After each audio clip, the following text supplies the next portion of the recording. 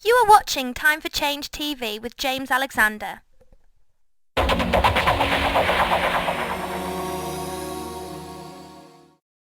Let's welcome the first politician who's come to listen to your questions and give answers.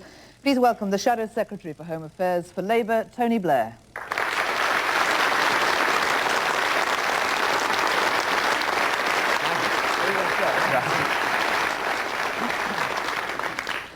So let's start with our first question. It comes from Alison Samuels. Where are you, Alison? You've got the motto, tough on crime, tough on the causes of crime. Is there a real policy behind that, or is it just a slogan? There is a policy behind it. What I believe that you require is to get away from this idea that you choose between either trying to prevent crime and deal with its causes or simply punish the criminal, and that you want a criminal justice system that actually works and is functioning effectively, but also a society that's prepared to act and cooperate in a much better way in preventing crime and tackling some of the underlying causes of crime and dealing with problems like the link between crime and drugs and so forth. And that's the general basis of the policy. And what we've done in each of the areas is try and put forward specific policies to back that up. For example, in relation to juvenile offenders and so forth. Well, that's a general explanation of what the slogan represents. But in particular, what do you think are the causes of crime? Do you have evidence for what they are, and how specifically are you going to tackle them? Well, I think there are two elements that I would put into tackling the causes of crime and trying to prevent crime. One is, if you like, prevention in the narrow sense, because only 1 in 50 crimes ever actually leads to a conviction. And so it's important, for example, that in local areas, we've suggested that you set up new partnerships between the police, local authorities, local schools, local businesses, where they get together, they sit round a table, they target the crime priorities in their own individual area and then take the measures most appropriate to that area. And there are areas of the country where they've been trying that approach and it's actually worked. So there's that narrow element of prevention.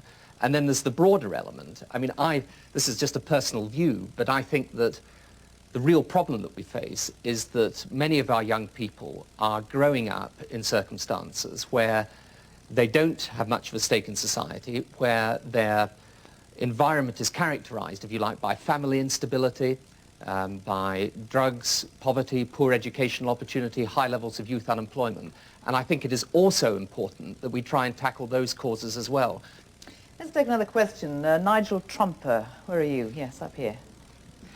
We know from the experts, or at least we've heard from the so-called experts and an ex-criminal, that unemployment is not the root cause of crime.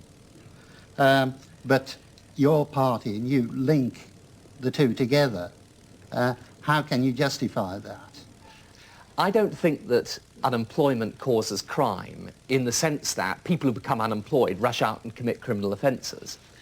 But I think that we have got a real problem in this country in creating what I would call a sort of subculture of which unemployment and high levels of unemployment in the family are a part, but where kids grow up just without the basic stable factors that go to make up a decent and law-abiding community.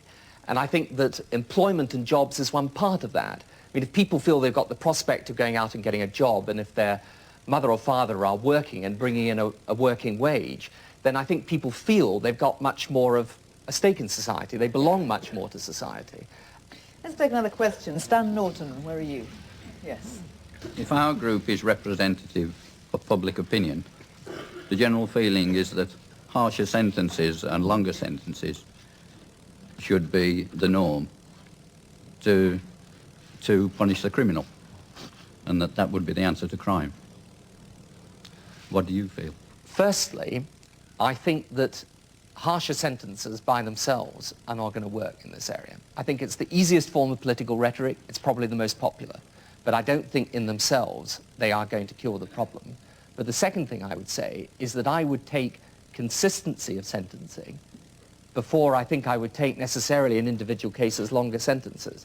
And I think that is where we need much more sensitive court systems, better guidelines for judges, perhaps judges that are occasionally a bit more in touch with ordinary people than sometimes they are. And I think that the odd case of bad sentencing serves to undermine the whole system to a much greater degree than we ever realise.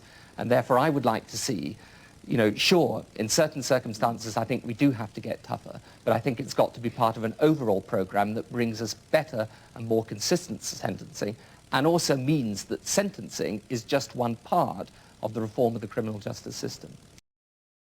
For more information about James Alexander and the Labour Party, please visit www.time-for-change.org.uk.